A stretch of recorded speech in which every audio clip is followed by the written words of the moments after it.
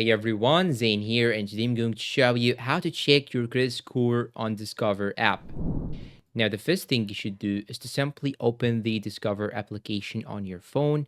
Then once you open it, here you will find all your accounts and balances. And at the very bottom right here, you will have this section, additional products. You will just have to click on this option right here, FICO Credit Score Card. Once you open it, you can see your credit number when the credit score card is loaded.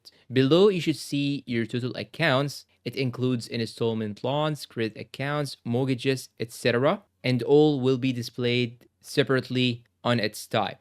Then there is the length of your credit history. It includes your oldest account, your newest account, and your average credit history.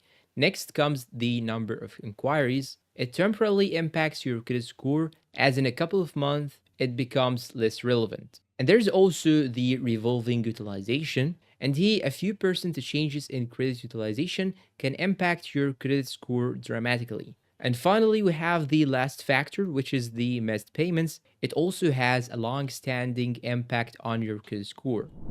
And that's all for today. If you find this video helpful, please don't forget to support us with like, subscribe to the channel, leave us a good comment, and share this video with your friends. Thanks for watching, and see you in a new video.